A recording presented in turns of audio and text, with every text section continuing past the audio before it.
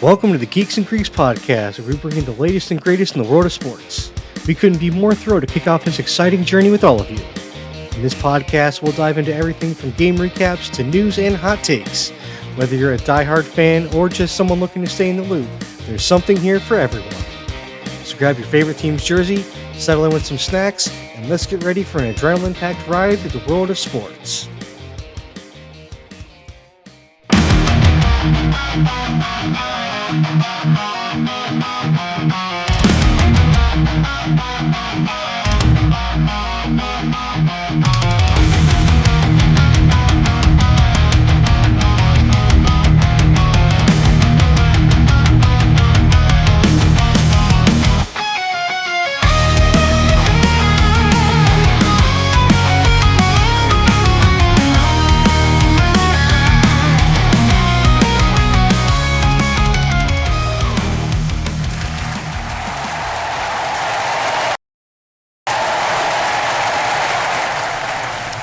Alright guys, welcome back to an episode of the Geeks and Greeks podcast. It has been an eventful week since our last episode, and we got a lot to get into, but first we'll kind of recap, and how's our week been, guys? How you been doing? I have been busy as shit at work. It has absolutely been crazy.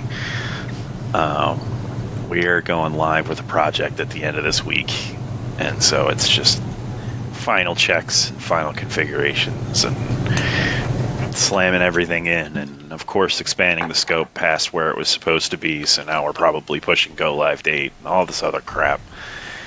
And it's been fun. I'm happy to be here and talk about sports a while. It's been a little stressful at work. Talk about something a little bit different. Right. As Tom pours out the whiskey into the other glass, because you can tell how well his week's been going. It's only 3-finger pour. Oh wow, that's a 5-finger pour. Just fisting it over there. Yeah, we had an awful zombie came. We had a project that we thought we had dead and buried, gone away, and it just will not die. Oh, that's the worst. So now we have to dig out our notes from a year and a half ago, get caught back up with everything, and find out what's going on. Those are the worst, man. It's like, oh, you want me to remember something that I did a year and a half ago? Yeah, I'll get right on top of that. But I'm just glad I take really good notes. Now I just have to sit and read all my notes. Great. But with that being said, we'll move along to the first section of the podcast. Now it's with a heavy heart that for the second week in a row, we have a passing. This week, Terry Gene Bollea, or Hulk Hogan, has passed away at the age of 71. Hulk Hogan started wrestling in 1977 and proceeded to have a 35-year wrestling career, during which he acted in numerous television shows, countless video games, and a total of 10 movies. I have to admit, I'm a bigger fan of Hulk Hogan's acting career than his wrestling career because, and this is for two reasons. Hulk Hogan was a WCW wrestler, and I was a WWF fan. And he did some WWF work in the early 2000s, but for the most part, he was a WCW guy, so I knew him more, but didn't watch. I mean, he got his big break in WWF. That's where he made his name at. That's why it's Hulkamania. Not Hollywood Mania. That was before I got into watching. That's fair. That's when your parents were watching wrestling and you weren't allowed to yet. Yeah.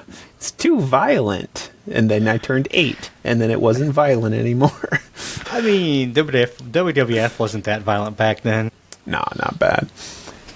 The scariest thing was Undertaker. He wouldn't go down. He just kept sitting upright. It wasn't the bolts of lightning he commanded when he came in? That was Raven? Cool. That was also cool. I miss wrestlers with superpowers. Like, it's something to be said about Hogan. I mean, there's a lot of controversy there. There's a lot of ill will towards the man, I know, as I'm aware, but he really was one of the first popularized superhero wrestlers. Like, I know he didn't straight up have a superpower, but with his 24-inch pythons and being able to flip Andre the Giant, like, he really did seem like he had super strength, and he was a superhero for real, which was cool. And he was the first, like, popularized on TV one. You know, they kind of transcended the show. Excuse me one second. Yeah, him and Flair were those two that just kind of transcended wrestling first. Like, that were really that in the mainstream media like that, but that really broke through in the television era. That wasn't, way back before TV and it was just newspapers and things like that. Andre was really popular as well, but Andre was, just a different beast altogether that you really can't quantify. But, yeah, Hulk's just, I don't know, man, it's weird because you've got the good parts of Hulk with Hulkamania and the run that he had in WWF in the 80s and early 90s, and then you have his WCW run, and then you have everything that happened after he retired, and it was like after wrestling, it was nothing positive. It really wasn't. It's like after his wrestling career was done, everything that was negative about it came out. Yeah. And so it's like, it's one of those things where it's a complicated legacy to where, you can't really separate the two. There's the good and then there's the really bad. And it's one of those where you have to kind of choose how you want to look at it and how you want to see him and how you want to remember him by. Yeah.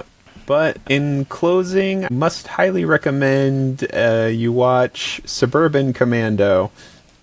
Yes, it's an awful movie, but it's definitely worth a watch. If I'm going to recommend watching anything with Hogan, I'd say Rock versus Hogan at WrestleMania 18, but okay. For like half a second, I thought you were going to say Rocky 3, and I was like, oh yeah, that too. If I have to recommend a Hulk Hogan movie, I'm going to say Rocky 3, because he is in it. That was about the only movie that he was in that I actually really enjoyed watching. Actually, I think he was in the Three Ninjas, one of the Three Ninja movies. Oh, he was in the bad one. He was in the fourth one. They were all bad. Let's be fair. No, but the first one was so good. Come on now. And it's like one of my favorite movies as a kid. And doesn't mean it was good. Is the second one when they went to China? Japan, but yes. Japan. Yeah. Yes, that was the second one. That one was great. All right. But moving into the next section, we have a segment called Out of Bounds. Nice. So this is a segment where we discuss things that we've had an interest in this week that have a mild, if any, relation to sports. Let's start off with Pete. What have you been interested in this week? Yeah, so over the weekend, Happy Gilmore 2 came out, and to be honest with you, I had so low expectations of this movie. Like, a sequel 30 years later is usually never good. And Adam Sandler sometimes just puts out slop direct to Netflix. So it was kind of what I was expecting. But this movie was shockingly good. Like, I think it's probably his best movie in 15 years. Like, it's a really good movie. And I don't know, it gives you kind of a story where his wife, so he marries the reporter lady from the first one, and they have 4 kids, 4 boys and a girl. And one of his boys is played by MJF, which was pretty dope. Although, like, he played a child, which I just think is so funny because, like, I guess his character's supposed to be, like, 22, 23, but, like, he's still got that, like, baby face look to him where it's like, and he's, like, hanging out with his brothers, acting like a little kid. I'm just like, this is MJF. This is nuts. And then Tom's girl, Becky Lynch, is in it. Although she has, like, one scene where I think she has a single line in it. And other than that, she's just kind of standing there. But, I mean, for what they asked her to do, she did fine. You know, I'm not trying to speak bad against her movie, but it was actually a lot better than I thought it was. They had a lot of nostalgia in it, of course. The one downside was they kept doing these flashbacks, and they were fine, but, like, there were definite scenes where they flashbacks. Like, I didn't need you to flash me back to that one. Like, it just... when you're doing the nostalgia bomb, you don't also need a flashback if you're gonna say the exact same line. Like, just leave it be the same line. Don't show me it twice. But other than that, I highly recommend this movie. If you like Adam Sandler's comedy at all, I think this is back to his, not drunken Billy Madison days. It's more... This is peak. This is peak Adam Sandler. Yeah. Because, that run with, Happy Gilmore and, The Waterboy and, that kind of era was really kind of peak Adam Sandler. And this 100%. is like a throwback to it in the best way, which shocked the hell out of me, because most of these 30-year, sequels are just hot garbage. And this one didn't disappoint, honestly. It was pretty good. Yeah, it helps with ones like these, at least when the people that did the first one also do the sequel. Yeah. And when he helped write, and I mean, he didn't direct it, but when he helped write it and was so integral to the first one, and he's writing, and I don't think he directed it, but when he's a part of it as much as he is, it really helps make it better. And especially when you get so much of the original cast to come back. I mean, Shooter's back, Virginia Bennett's back. You get so much of the cast to come back. It also helps a lot with those people to get that nostalgia feel, but also kind of moves it forward in the timeline, as they would say, Yeah. I'll tell you, Shooter's characters surprised me a lot. I mean, especially based on the commercials that they've been doing in his Subway commercial where he's stealing all the Subway cups. I thought Shooter was going to be insufferable and he was going to be the bad guy of the whole movie, but it's not that. There's the bad guy of the movie is this billionaire CEO guy who's trying to reinvent golf, and he creates a 7-hole mini golf, but on a full golf course style. There's one hole where all the fire pit or all the sand pits are on fire, and they're their golf carts are all high powered dune buggies that they're riding around on. And then I don't want to give too much of it away because it's fun, but I gotta go see this movie now. Yeah, and then the whole thing is Happy Gilmore's gonna come back and save golf. And the best part is now that they did this movie, I'm pretty sure Callaway's making a putter like a Happy Gilmore putter, with the hockey. They are with the hockey base. That's awesome. Yeah, it's great. It makes it so much fun. But yeah, I've heard a lot of good things about this. I did not get a chance to see it over the weekend yet, but I also heard that Netflix was kind of having server issues because of it.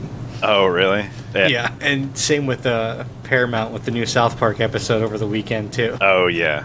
That was so funny. So, Adam, what have you been interested in this week?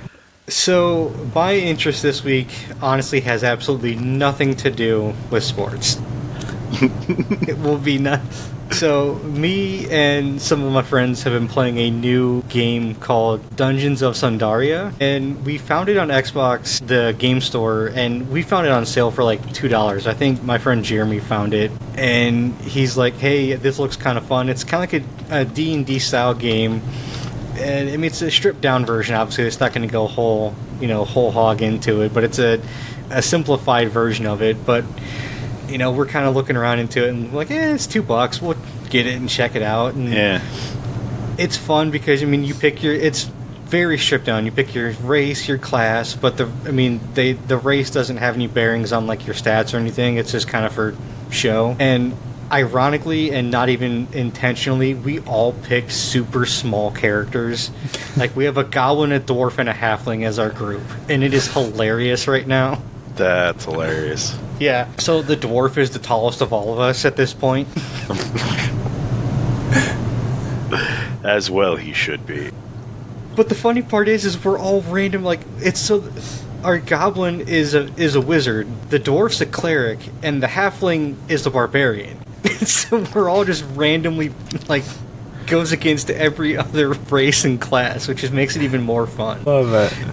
And so we're playing this, and we started playing it Saturday night, and we sat down, and we figured, hey, we'll get through the first quest and everything, and maybe the second one, because there's only 7 in the game. So hey, they'll be probably a little bit longer. We'll probably make it through the first one, maybe get the second one, maybe start it. 3.5 to 4 hours later, we're 3 dungeons through this thing, and we're like, what? How are we not done with this yet? And so we're like, I'm finally looked something up, and I'm like, yeah, we got 2 more dungeons to finish this, and it's already 12:30. I need to go to bed. So this game is going to be long. I'm like, hey, for $2, I can't complain too much about this. Yeah, but it's a lot of fun. I mean, we've played through 3 full dungeons with like each one has their own bosses and everything else too, and we're each at like level 5. yeah. So, I mean, it's been a lot of fun. We've been having fun with this. I mean, I can't wait to get more into it. And so this is definitely going to be something that we're going to have a lot of fun with, I think. So I can't wait. I'm watching that gameplay of it, man. This game looks fun, like a lot of fun. Almost like a light D&D, or not D&D, World of Warcraft. Yeah. Yeah. It's not online at all. It's just, I mean, it's you and whoever you're playing with and stuff. Oh, so it's like a couch co-op or whatever. I mean, we're playing online, but like, I mean, it's not an MMO style at all. So it's just the 3 of us on the map playing. The one thing that makes it kind of tricky and difficult is that there's no waypoint. There's no exploded map. So you get a little HUD map, but there's no like waypoints on that HUD map.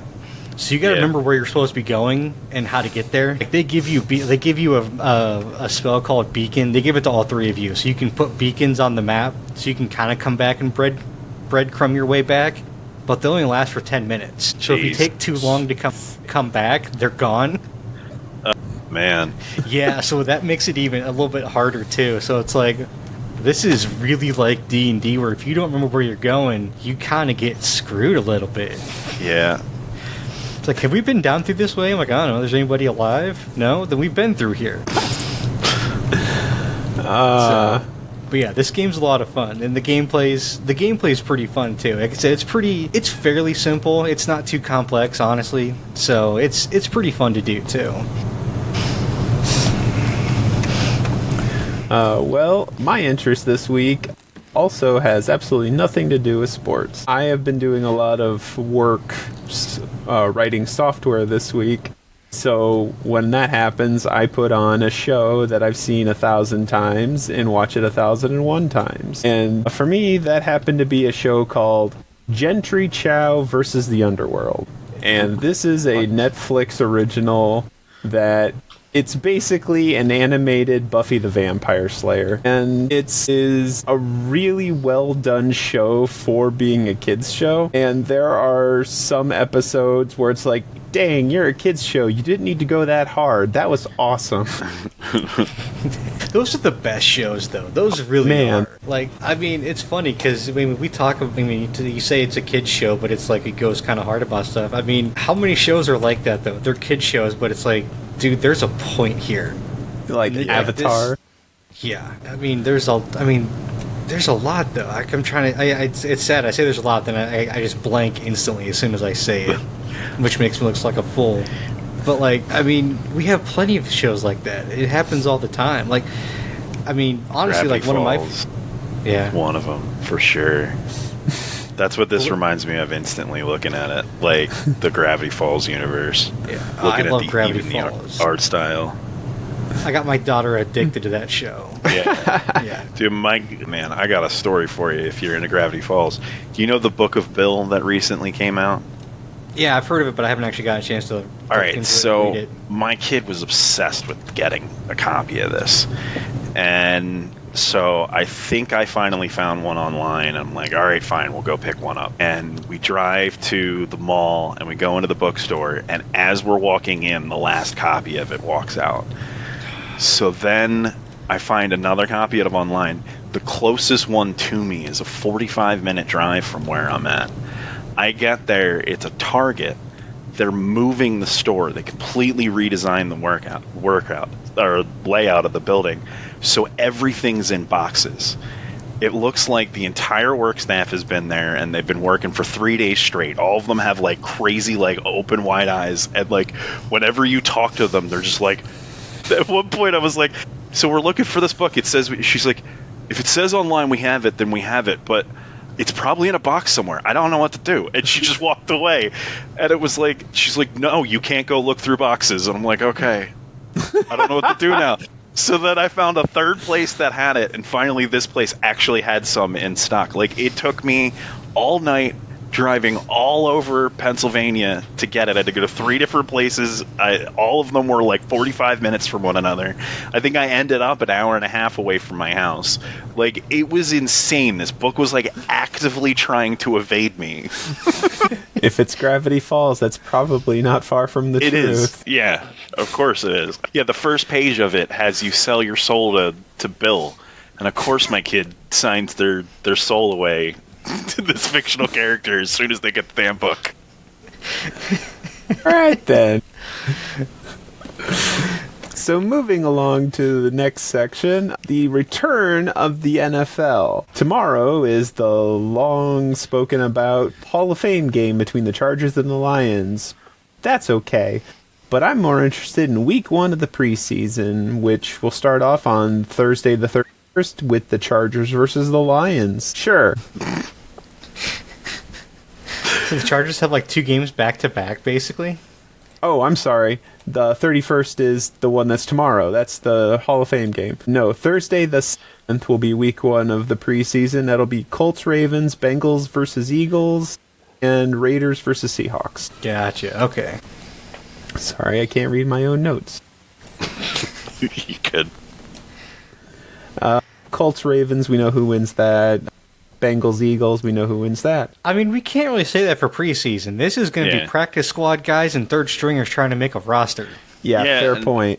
I mean, certain players are still holding out, too. Like, yeah, guys but aren't how practicing yet. Yeah, but how many of these teams are going to have the quarterback trying for their spot? That's the Colts right there. Yeah.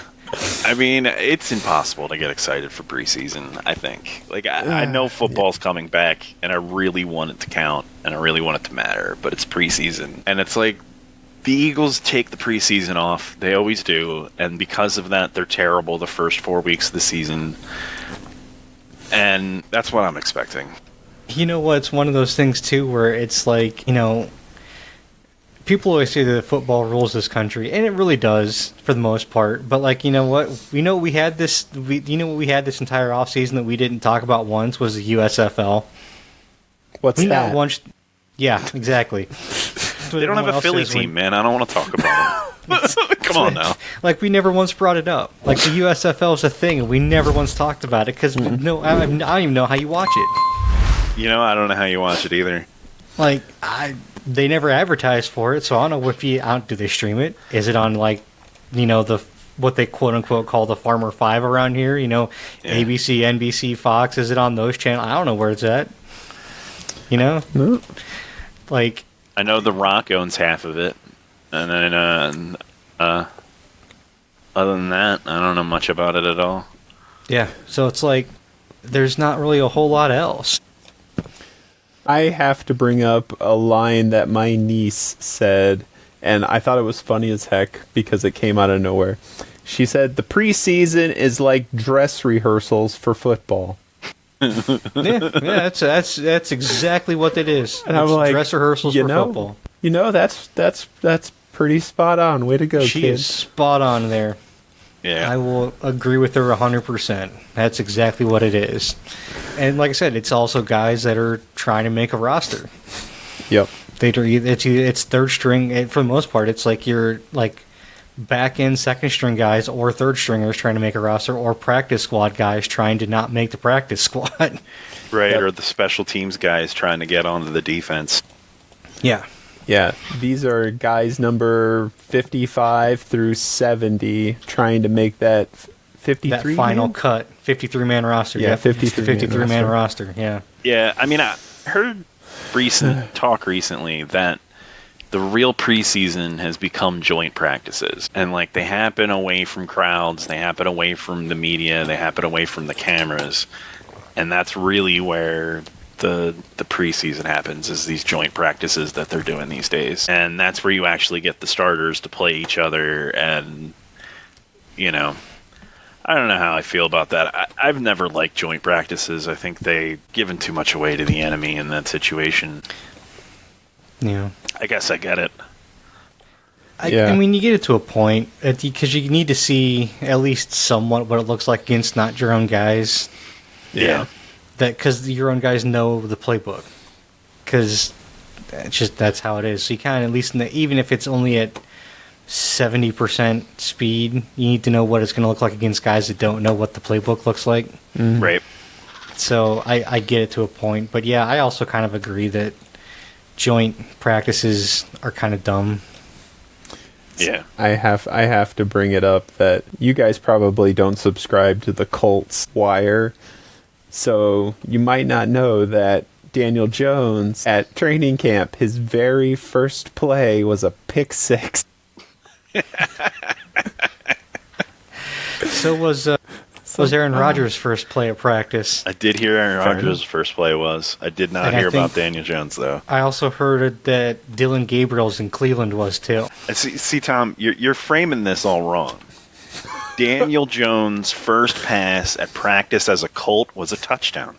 Just going the wrong direction. Right, yeah, for the wrong team, but it's fine. It was a touchdown. It was a negative touchdown. But in closing, we must remind everyone that we are a mere 36 days away from week 1 of the regular season and Cowboys-Eagles. Can't wait. Yeah. And to celebrate said Cowboys-Eagles, we will have a new game of the week. Woo, woo. Yeah. So, it's actually going to be an introduction to college football. Oh, no. Uh-oh. Here we go. Yeah. Here we College go. football? College football, boys. Okay, I'm down. What is this? So, this is going to be, I've actually already got the link up to it in our Discord chat.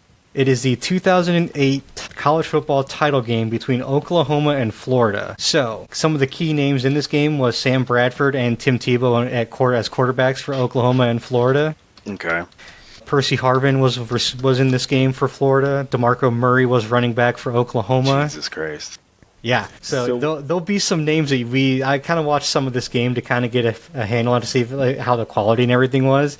We'll recognize some of the names on these teams as they're playing. So this is going to be Tim Tebow in the environment where he was a good quarterback. Yes. We'll actually see Tim Tebow as a competent football player. I wouldn't say quarterback, a competent football player.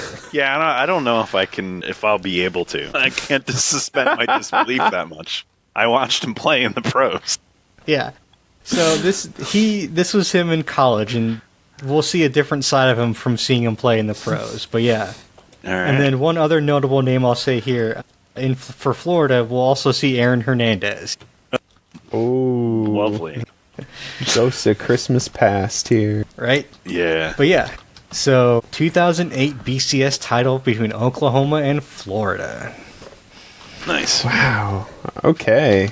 Good choice. So some football to kind of hold us over a little bit till we get to at least the preseason.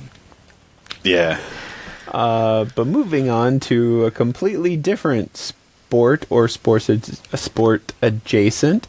Next week we have SummerSlam. If you're a WWE fan, this is like Christmas. In July. Except it's actually August. Christmas in August. On the ladies' side of the fence, we start off with Judgment Day with Raquel Rodriguez and Roxanne Perez versus Charlotte Flair and Alexa Bliss. Tag team for the WWE Women's Tag Team Championship. Hey, how do you feel about them taking a pay-per-view name and giving it to a tag team? You know, I never thought about it that way. That's true. He's right. I mean, we used to have Judgment Day used to be a pay-per-view, and now it's a tag team. You're right. Like, yeah, it feels weird to a point. Like, I mean, it's not a big deal. It feels weird to me. Well, if it makes you feel any better, I'm pretty positive they're about to break up. It's like taking Evolution and taking it from a staple to a pay-per-view. I mean, they did it that the other way. Yeah, I know they did that. That's what I'm saying. It's like the opposite. Yeah. Please welcome to the ring, WrestleMania. Yeah. I don't know, like, I hate the way the WWE treats the women's tag division, to get to the match real quick, because, like, Judgment Day may sound like an established tag team, but Liv Morgan got injured, and Roxanne Perez is just copy and paste right here. We're going to put Roxanne Perez in there. And Charlotte Flair and Alexa Bliss, yeah, they've got some good chemistry. Yes, I'm enjoying the storyline. They're just two random girls thrown together, and you know they're going to win, because that's what they do. They're like, we have all these tag teams like the Secret Herbis and the Kabuki Warriors, but you know what? We're just going to give it to two random people that have never tagged together before this tournament. Why not? It's happened before. I mean, it happens every time. That's what I'm saying. It happens every time. Shawn Michaels and Stone Cold Steve Austin held the tag team title for a while there. Vince used to do that back in the day too. Yeah, he did that once it was a tag team tournament, and it was like Benoit and Kurt Angle. And what made that fun though, because I remember the storyline, and what made that fun though was they were also in a storyline where they hated each other. But then they got forced to tag together. So they had to tag together while also being in a storyline. It was actually kind of fun and entertaining. Yeah, I mean, and that's honestly what Bliss and Flair are doing, basically.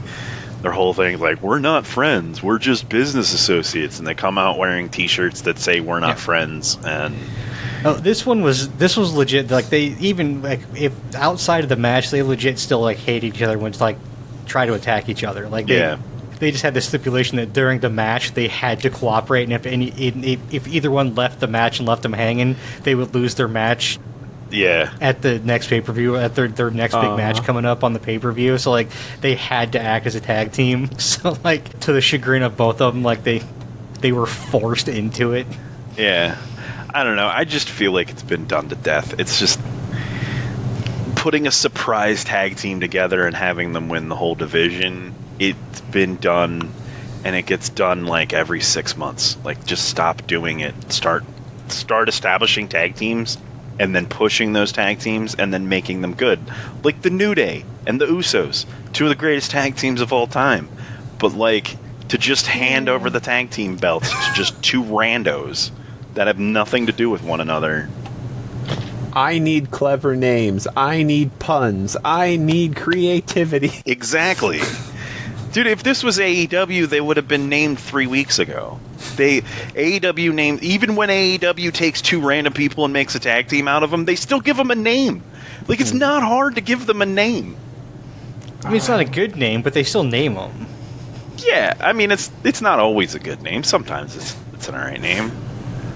A lot of times when it's the randos teaming up together, you can tell it's a dartboard name. I mean, that's fair. The most recent one I can think of is Jet Speed, which isn't that bad. Speedball Mike Bailey and... Was it Ricochet? No. No, it's not Ricochet. It's a new guy. I can never remember what his name is, but they call him the Jet. So it's Jet Speed. It's clever, you know? Yeah. It's so frustrating that it will always be Alexa Bliss and Charlotte Flair. It's not going to be anything else other than that. It's frustrating as hell. But next we have Tiffany Stratton versus Jade Cargill. Cargill. For the women's championship. Yeah. It's going to be Jade. You know it's going to be Jade. It's one of those things, I haven't seen him for a while, but I don't know, like, Jade was one of those that she needed a lot of work last time I really saw a lot of her matches. Yeah. I mean, I don't know how much she needed work, as she just needed to gel with the roster. Because she was really good at AEW. Like, I know they didn't use her a lot, but that title run she had with the TBS Championship was really good. Like, it was. I will say they did book that well because she wasn't, but it was booked well because she didn't wrestle all the time. Yeah. Not everybody needs to wrestle all the time.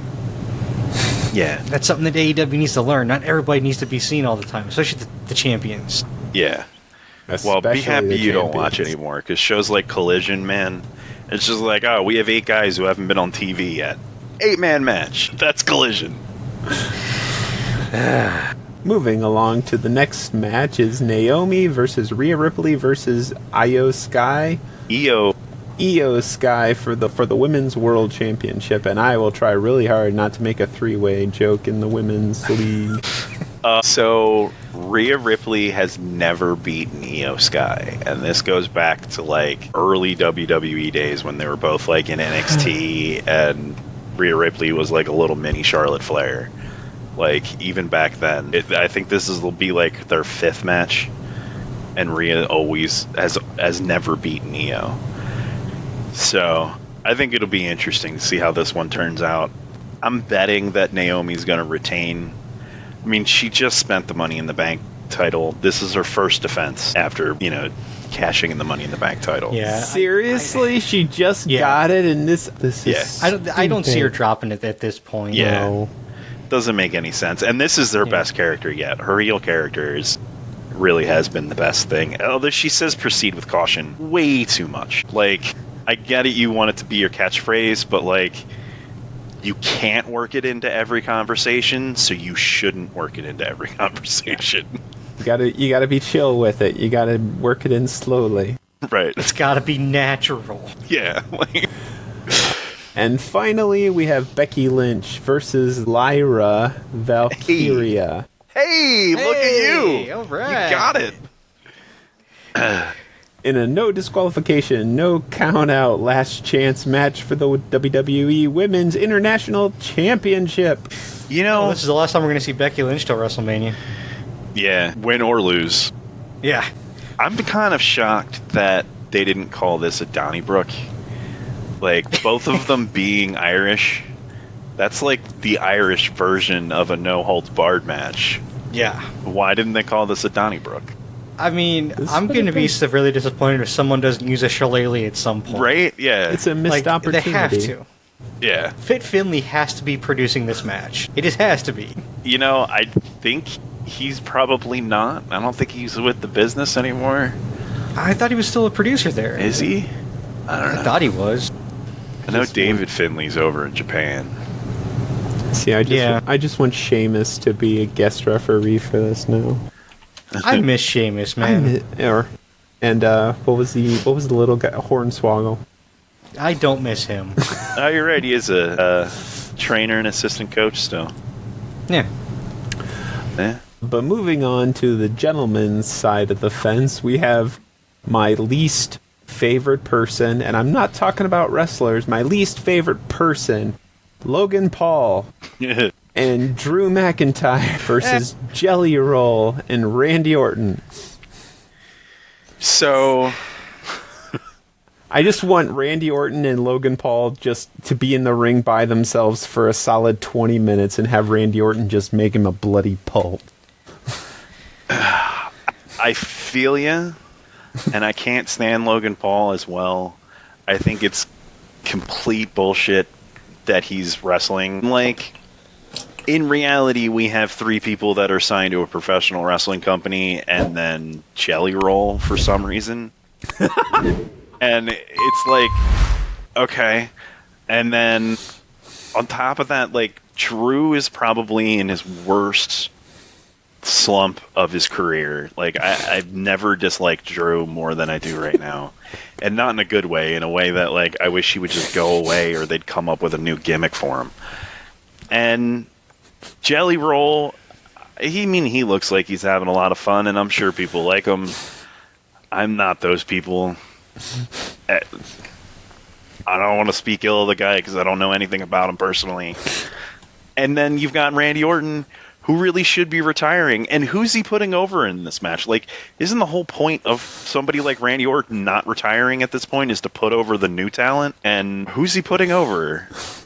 Logan Paul? Because he's going to win the match. That's himself. Like, yeah, because they're not going to have Jelly Roll not win the match. I bet Jelly Roll gets the pin. Oh, God. On Drew, probably. You know what? Good. And then I hope Drew disappears and doesn't come back for like a year and has a completely new gimmick when he comes back, because this is terrible. I mean, this is Drew's worst stuff since 3MB, man. Yeah, it really is. I just had this hilarious mental image of them telling Drew McIntyre, you've just been paired up with Logan Paul, and it's like, well, apparently Rock Bottom has a basement. Yeah, pretty much. I mean, like, he was already gone for what, like 8 months, for not that long ago. Yeah. And comes back, and this is what they do with him. Does he have a beef with Triple H or something? Because it feels like it. His new T-shirt says "Bored at Work." I believe it. Yeah, I believe it too. I mean, you're fighting with Logan Paul. Of course, you're bored. And at Jelly work. Roll. And Jelly Roll. And boring Randy Orton, because you know what? I'm sorry. He's boring, especially in his old age. All he does is rest holds and flexes. It drives me nuts. I mean, but yeah, like this match is a waste of two talents. It really is. Well, 1.5 talents for sure. Well, no, I was gonna say Drew, but I mean that's what I mean. Well, no, but I mean Pete's right though. Like the point of Randy Orton at this stage of his career, because he is wrapping up at this point, is to help put over young talent, and they're not doing that. Yeah. They're doing the opposite. They're putting over Randy Orton at the expense of Drew. Right. I mean, now granted, Drew's not exactly young at this point, but still, like, I mean, you should be putting Drew over at this point, not building up Randy Orton and Jelly Roll. What you really should have done is you should have swapped Randy Orton or I guess you can't do both, but Drew McIntyre with Carmelo Hayes. And then have Carmelo Hayes be the one tagging with Jelly Roll, and he sets up the finisher, then tags in Jelly Roll, who does like a frog splash and gets the win. And Drew McIntyre, sure, takes the pin. But you know what he does? He puts over Carmelo Hayes in the end of it. Like, Logan Paul and Randy Orton can team up against Jelly Roll and Carmelo Hayes. That's what should have happened. But instead, we got an old guy, a guy who's in the worst slump of his career, a guy who I can't stand, and a country singer in a match. Like, Carmelo Hayes does his leg drop from the top, and then Jelly Roll does like the earthquake drop or something. Yeah, it would have been perfect. Done. But no, we don't have anyone new in this except fucking Logan Paul, who doesn't need to be put over. Please. And the sad part is Logan Paul's stuff looks more real than his brother's does in the boxing ring. So, anyways, moving on to the next match, we have Roman Reigns and Jey Uso versus Braun Breaker and Bronson Reed with Paul Heyman. Did you have to put Paul Heyman? I mean, really? Well, yeah, because Heyman's with Breaker. Yeah. Well, no, he's with the whole group, so it's the Seth Rollins. I'm just kind of dumb. Honestly, I'm not a big fan of Bronson Reed, to be honest with you. No. I could, just leave him out. I just wish that this was just a match between Breaker and Reigns. That's what I want. I could just see had Jey Uso and Bronson Reed. Screw Jey Uso. I don't like Jey. I've never been a fan of the Usos. Bronson Reed, honestly, I think he is better suited for a show like NXT than he is on the main roster. He connected a lot better in the NXT than he ever has on the main roster. I think he fits better down there. Like, Breaker and Reigns, maybe they're building to something like that for like the Rumble or maybe WrestleMania, which that'd be a great WrestleMania match to have Roman Reigns versus Braun Breaker. But it's like, I don't care about Jey Uso. I don't. Dude can go yeet backstage. I mean, look, I enjoy Jey Uso a lot, but his promo on Raw this week was one of the worst bits of mice work I've seen in a while. And Paul Heyman comes out and just spoon feeds him. I mean, he gives him a full-on layup, probably the worst promo I've seen Heyman do in WWE. Like, it was so generic, so easy for Jey Uso to grab one or two things and just twist it and just eviscerate Heyman. And he failed miserably, and he was completely out of breath just because he was yelling too loud into the microphone and pacing around the ring. And he got to the point where he was like bent over and trying to catch his breath and trying to talk at the same time. And it was like, I don't know what's going on with Jey Uso's mic skills anymore, but like, this was the worst I've seen in a very, very long time. I mean, to me, that almost seems like that's bad conditioning, like he just hasn't been in the gym. I mean, yeah, you'd think, but he comes out and does that whole, like, full crowd warm-up before everything. But that's why he's out of breath, because he does the full crowd warm-up. I mean, that's I guess. part of the problem. But, I mean, at the same time, to my point with that, we've seen guys have matches, and then as soon as the match is over, they do a full promo and not be out of breath that bad. Right. Like, I mean, we've seen guys like Omega do it. Like, I mean, we've seen guys have matches. We've seen, like, Daniel Bryan, I can't remember that screwed me up so bad. Yeah. But, like, I mean, we've seen Bryan Daniel Bryan do that at the same time, too. Now, granted, he's a freak when it comes to conditioning and all that kind of stuff, but like, there's no excuse for that. Yeah. I mean, that's like Ultimate Warrior level bad conditioning. That's what it reminded me of was Ultimate Warrior. And like I know he does the whole like I say half of a sentence and then the whole crowd says yeet, kind of like call and response thing. But it just comes off when the crowd doesn't continue with it and he's just saying these like sentences, it's like you're just trying to talk in TikTok, in like or in tweets. Like you just want to get out 140 characters at a time and then stop talking. And it's like, that's not how humans interact. This is also, I think, part of the issue, and I think we've talked about this before, and we've seen it. This is the problem with these guys that have only ever worked in WWE and only came up in WWE, is they're too used to the writers writing all their stuff for them, and they don't come up with their own stuff. Yeah. I think this may have been Triple H kind of seeing what Jay can do on his own. Yeah. I don't know. I can't think of any other reason why it would have been so bad. Yeah. And why Heyman would have had to have gone out there and spoon feed him so blatantly. Yeah. I mean, they did it to Reigns, though, too. I mean, we saw the promo years ago with John Cena when Cena came out and, like, just ripped Reigns to shreds on Raw. And it's like, dude, it's called a promo. Right. You gotta learn how to do it if you're going to be the man. Yep.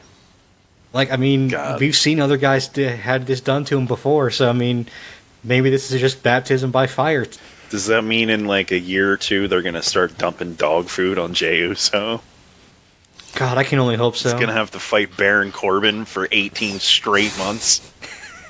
Now, he's not even in the company anymore. Thank God. Moving along to the next match, we have Gunther versus CM Punk for the World Heavyweight Championship, which I find hilarious because there is nothing heavyweight about CM Punk. Hey, he's heavier than 205 pounds, man. Barely, he's 218.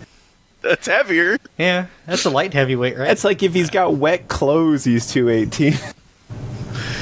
No, WWE, anything over 205 is heavyweight. 205 is the cruiserweight cutoff. They don't care anymore. I know they don't care anymore, but like their official weight division like thing now is 205 is the cutoff. That's it. Yeah, which is because it used to be 220. Yeah, because they used to have the super heavyweights too. Yeah. Yeah.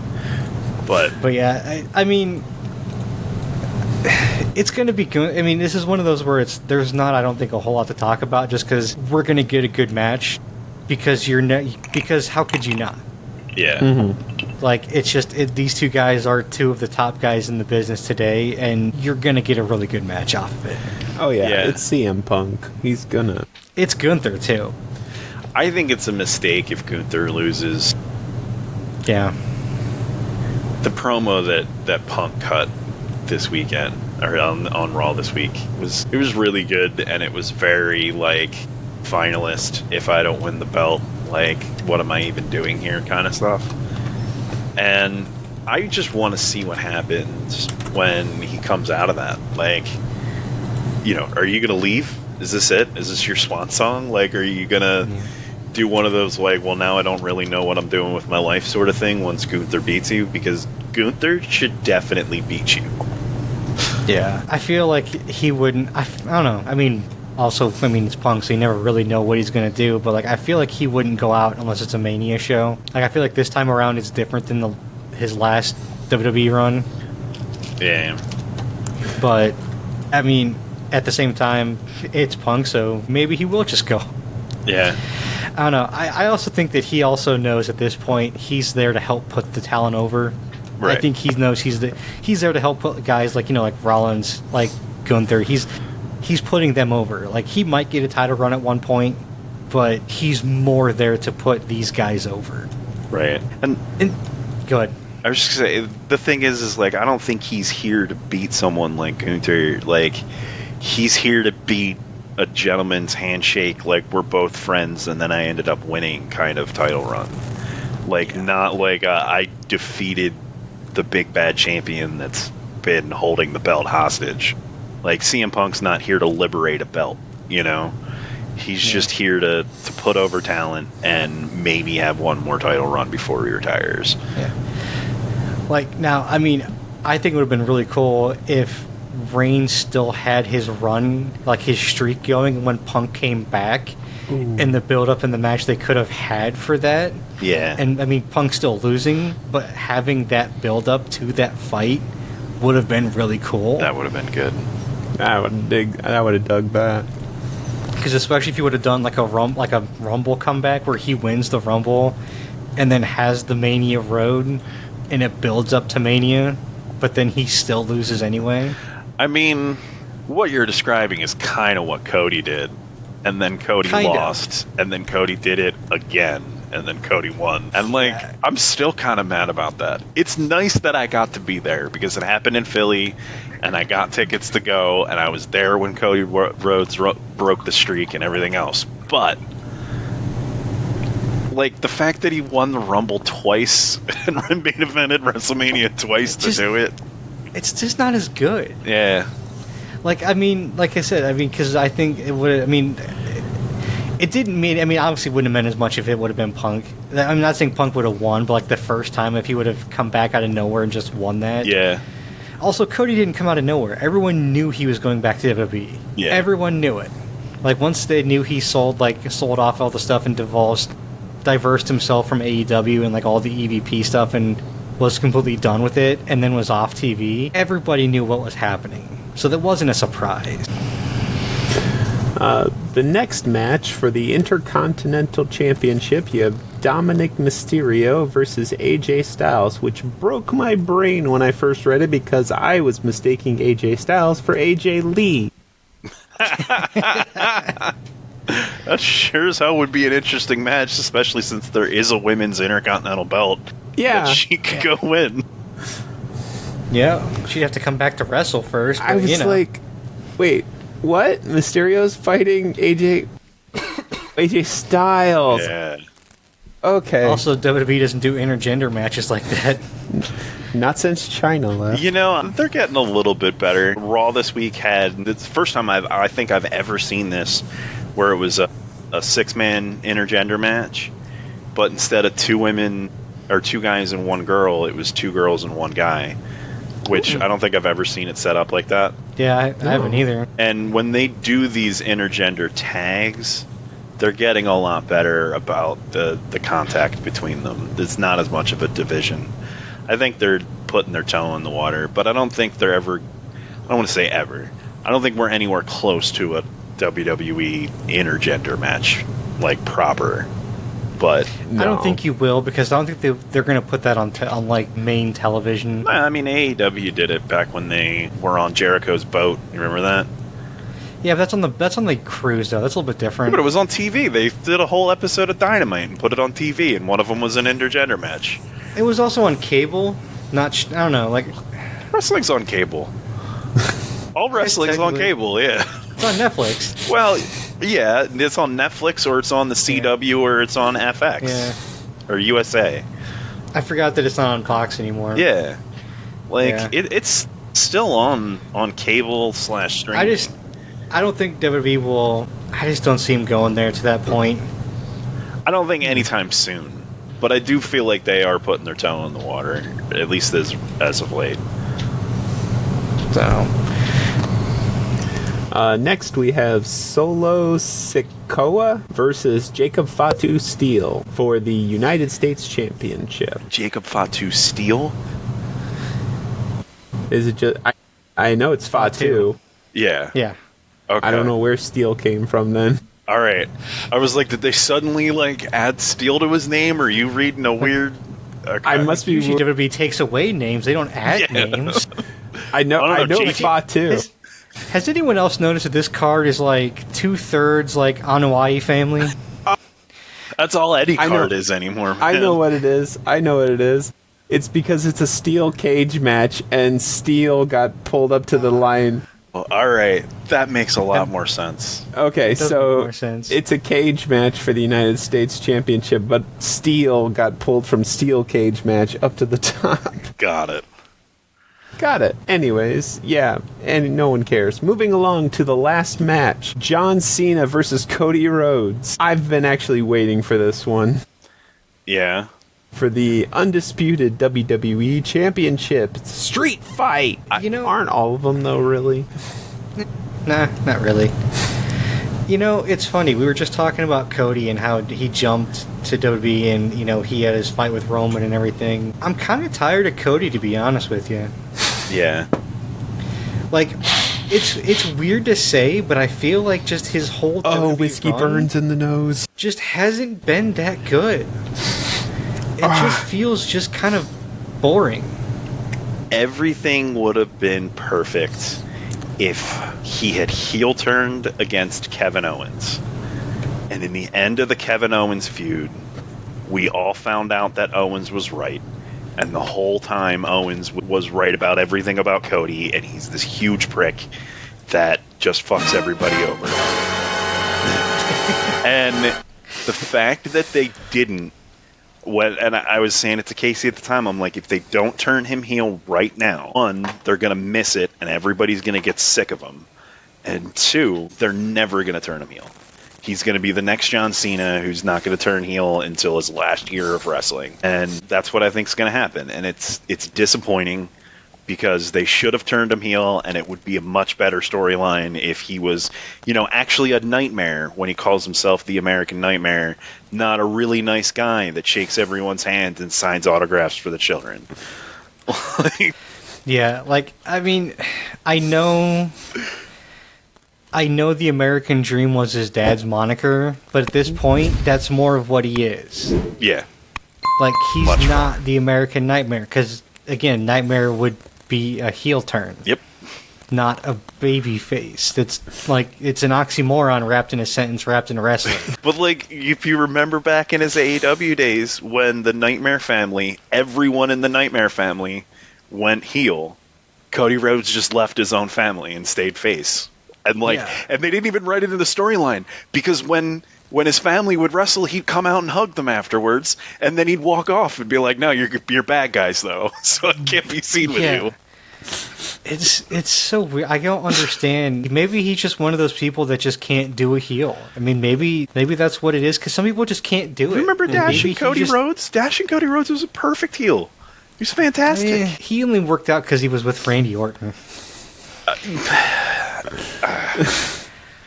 I mean, you're probably right on that one. He did get a lot of influence from Orton, but and DiBiase. Yeah, and I mean, Orton really is one of, as much as I find Orton boring in the ring, he really is a generational talent when it comes to being a heel. He's one of the best heels of his generation. Him and the Miz, I think. Yeah, the Miz is probably the best heel of his generation for sure. Greatest mid-card heel of his generation. It's crazy. And I hated him for so long until one day I was just like, oh, I love this guy. What happened? It's one of those things, too. I think I mean, I know myself in particular, like, I just forget, I look around, I'm like, holy shit, The Miz has been around for, 20 years. Mm-hmm. How has it been this long since The Miz has been here? Yeah. Do I remember WWE without The Miz? I don't know if I do. I mean, I do. It's been a long time. Yeah. For sure. But, I think he got that a lot from Orton, and not to say he couldn't, but I think by himself as a solo wrestler, as he's doing now with no one else, I don't think Cody can be a heel. Yeah. I just don't think he could do it, and I think that's why he won't turn. And it's kind of like Ric Flair. Ric Flair can be a face, but he's just so much more naturally a heel that it's like when he does do his face turns, they just don't quite feel right. Yeah. Moving on along to the next section of the podcast, a word from our sponsor. Hey guys, what's up? Before we continue our show, I want to talk to you about our new sponsor, Dubby. You ever feel like you need that extra oomph to power through those late night study sessions, clutch those game wins, or finish that epic video edit? I know I do, and I finally found something that actually works without the jitters or the dreaded crash. Let me introduce you to Dubby. That's right, guys, we're partnering with Dubby and we're seriously hyped. Dubby is our new go-to energy drink, and it is a total game changer. What makes it so different is, first off, and this is huge for me, Dubby has no artificial dyes, plus it's all completely sugar-free, so you don't get that quick energy spike followed by a massive crash, and the taste is absolutely amazing. Dubby comes with a bunch of different flavors, such as tiger's blood, green apple, strawberry pineapple, plus limited time offers that do go quickly. I'm currently obsessed with the tiger's blood myself, but they're all really good. Alright, so how do you get your hands on this stuff? Head on over to dubby.gg and use our code GEEKS10 for 10% off your entire order. That's dubby.gg, dubby.gg. Seriously guys, go give it a try. You won't regret it. We love this project, and I'm sure you will too. It's definitely been a game changer for us, and I'm stoked to be sharing it with the rest of you. Now, let's go ahead and get back to our show. Okay, moving along to the next section of the podcast, the news. Long-awaited news that Shamar Stewart finally signed with the Bengals. It's about time. He signed an $18.97 million, including a $10.4 million signing bonus. More details to follow, which I found irritating as hell. But finally, moving along to the final segment of the podcast, the trivia section. In honor of the passing of Hulk Hogan, tonight's trivia section is going to be a game called A New Direction. I have a list of gentlemen who are actors / wrestlers / both. I want you to tell me if, in addition to being an actor / wrestler / both, did these men sign with an NFL team? Okay. They didn't need to start, they didn't need to dress, or even make the 3-man cutoff sign. Okay, they good, just there's needed... going to be almost none of those. I will give you both a name and an optional context clue if you have no idea who that is. And you have to tell me if they, in fact, signed with an NFL team. All right. Both of you will guess, and whoever has the most points at the end of the night wins. We'll start off with Hulk Hogan himself, who starred in Rocky III, Suburban Commando, and Mr. Nanny. Did he sign with an NFL team? So, that to one particular person, or are we both answering? What are we doing? Yep, you both answer, and then I will tell you who's right. I'm going to say no, he never did sign with a NFL team. Yeah, I can't remember anything in his history about NFL. Nope, not even high school. He had no interest in sports. He was a bass player, actually. Yeah, did you know that he once tried to tell people that he was supposed to be the one that signed to Metallica after Cliff Burton died? Gotta work that gimmick from every angle. Yeah, yep. He'll tell anybody anything to tell them a story that he thinks they might believe. Yup. Next, we have Terry Crews, who played in Brooklyn Nine-Nine, White Chicks, and The Idiocracy as President Dwayne Elizondo Mountain Dew Herbert Camacho. Wow, that's a name. Say the name. If you can't say the name, you might as well just not say the name. Yeah, I had it up until the Elizondo. Yes, he did sign with the team. Yeah, I concur. Correct. He was round 11, pick number 281, and went to the Los Angeles Rams, and then proceeded to the Chargers, Redskins, and finally the Philadelphia Eagles in 96. Hey, look at that. Bubba Smith, who played in Family Matters, Married with Children, then the Police Academy series as Hightower. I don't know who this is. Like, I know. I've only seen, I think, one of those shows, and that was Married with Children. So I have no idea who he played in Married with Children. I wonder if he was. No, I'm gonna go with the no. He didn't, because Al Bundy didn't sign, so therefore he did not sign. I'm equally as much. I don't know who this is, so I'm gonna go with yes, just because why not for a coin flip. He was a defensive end who was drafted first pick overall by the Baltimore Colts in 1967. So you said there were context clues. What would have been the clue there? I'm just giving them to you. It was that he was in Family Matters, Married with Children, and then the Police Academy series is Hightower. Gotcha. You guys beat me to it. Ed O'Neill. He played Al Bundy in Married with Children, Little Giants, and Dutch. I think we said no on this one, right? Oh, I said Al Bundy didn't get signed. I didn't say Ed O'Neill didn't get signed. I'm going to say... I'll say yes, because I'm not sure if he did or not. And what was your... Funny enough, Ed O'Neill was did sign with the Steelers. He was cut in training camp, but he did sign in 69. Jesus. He was It's the summer of 69, man. He was a defensive lineman. Go Al Bundy. I could see that. He's a big dude. Dolph Lundgren played Masters of the Universe for Universal Soldier and Ivan Drago in Rocky IV. If he dies, he dies. This is not a man. He's a piece of steel. I must break him. We watch these movies too much. Dude, he was the greatest Rocky villain ever. He really was. I'm going to go with no. He was never signed to an NFL team. Yeah, I don't think he did. I think he was too busy doing other stuff. Yeah. Correct. I just straight up said no, not even close.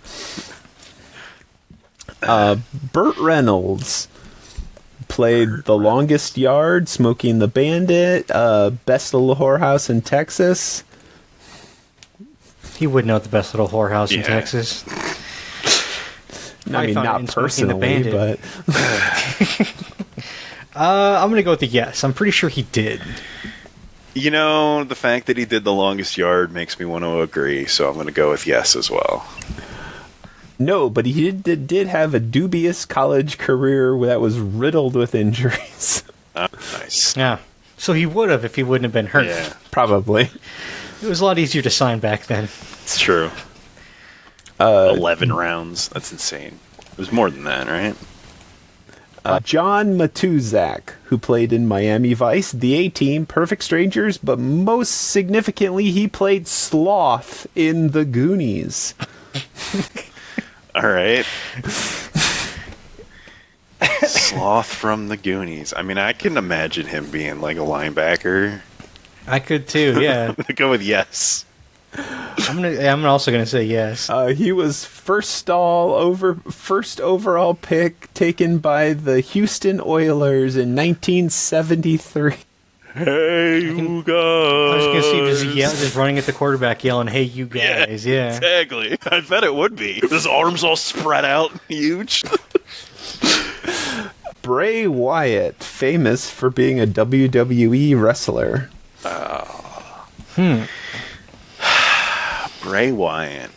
I'm gonna say no. Yeah, I mean, he's a third generation wrestler. He was born to be a wrestler. His brother's a wrestler. I don't think he ever had anything other than wrestling in his mind. His dad and I think his grandpa were also wrestlers too. Yeah, actually, he dropped out of college in order to get right into wrestling. I didn't.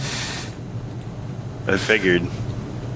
Road Warrior Hawk, famous for being a WCW wrestler. I wouldn't know. I hate WCW wrestling, but Come on, still. You gotta know the Road Warriors, though. Oh yeah, I know the Road Warriors.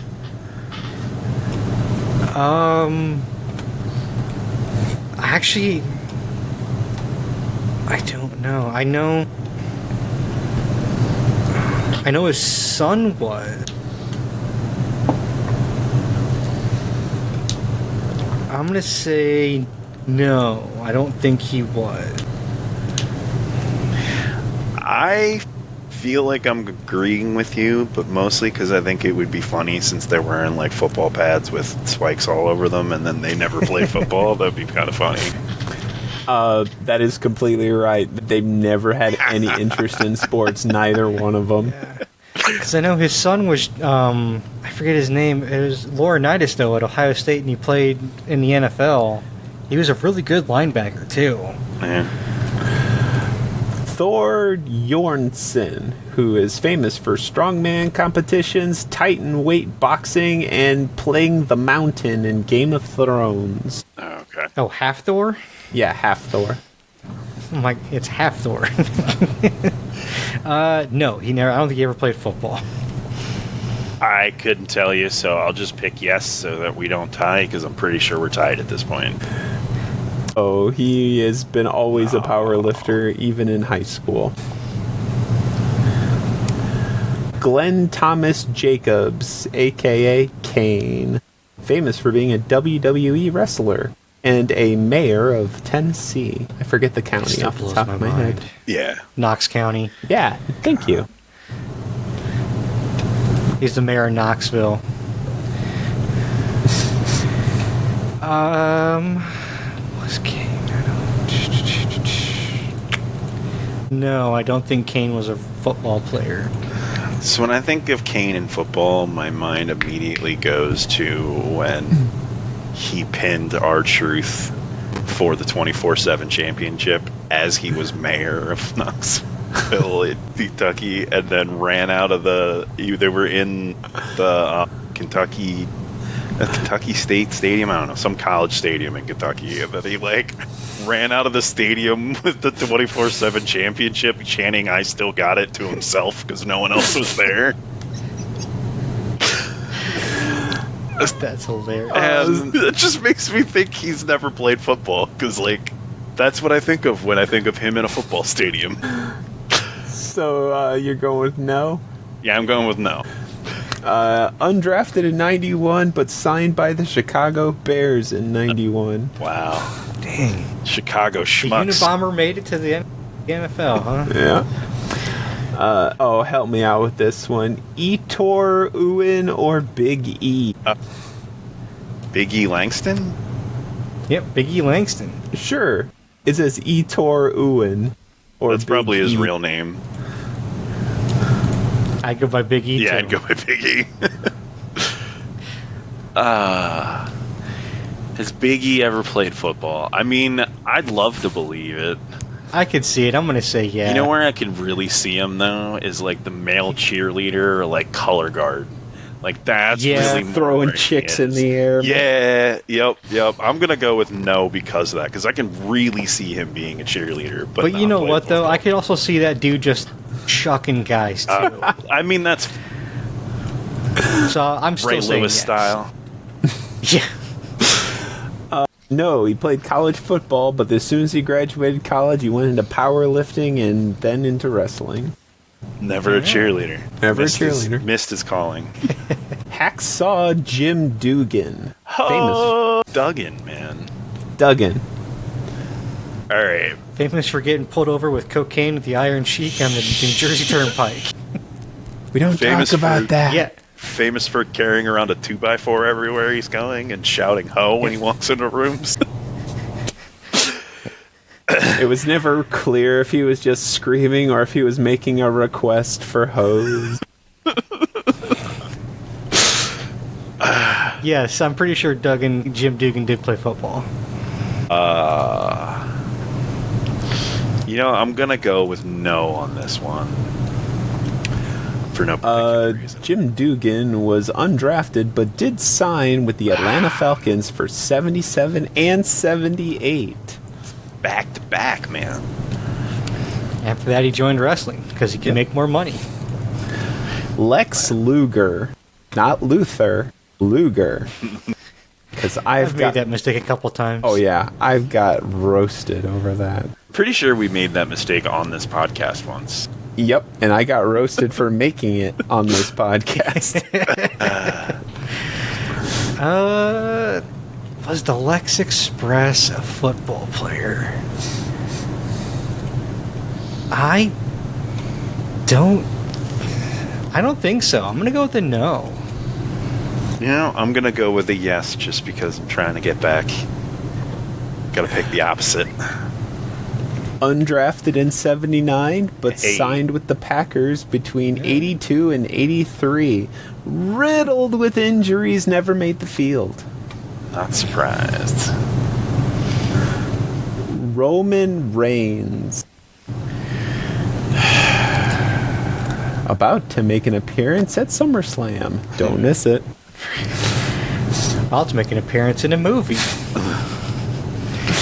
I know he played college. Right, and that's all I can think of. I don't think. Yeah, I'm pretty sure after college he went to WWE. So I'm gonna say no. Yeah, I think I'm gonna have to agree with you on that one.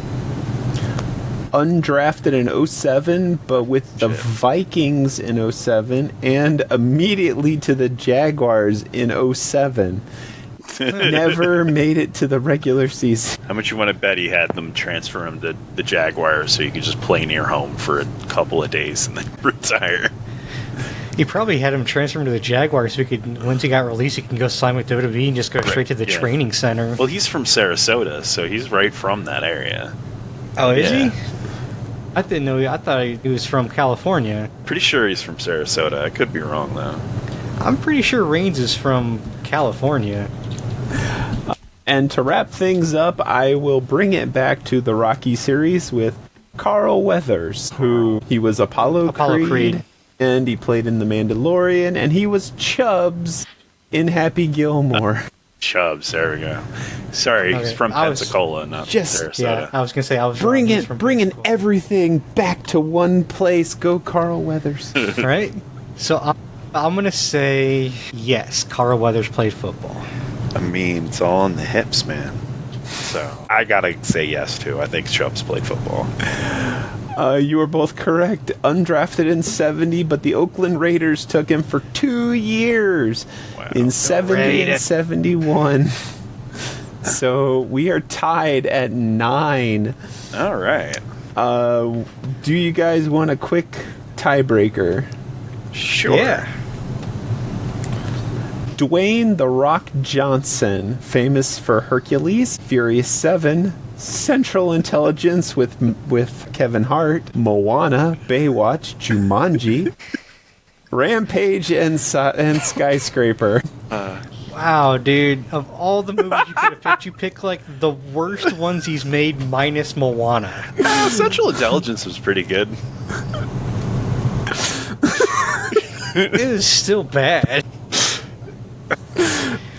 I mean, he had like a 4-foot turd following him around the entire movie. I left out Witch Mountain. Come on, I gave him something. You couldn't have included, like, Walking Tall. The Scorpion King was better than those.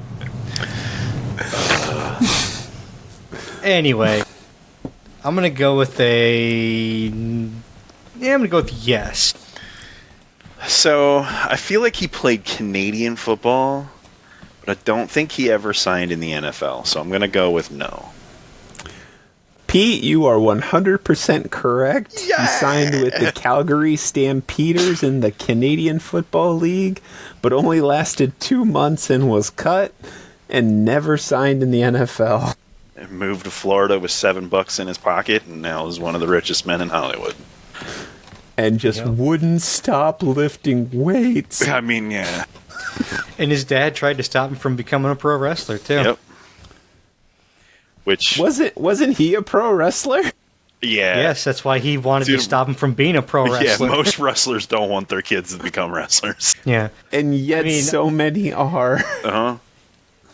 Yeah. I mean, at the same time, like, I mean, when you think about the travel and the life that his dad endured back in the 70s and stuff on the road and everything. Yeah. You can see why he wouldn't have. And the drugs they were doing back then and the women. His dad also was not exactly a what we call a good person. Yeah. But at the end of the night, we have a score of 9-8. Pete, congratulations. Hey, pulled it ahead. Right. And I have to say that being a wrestler in the 70s is light years away from what it's like being a wrestler today.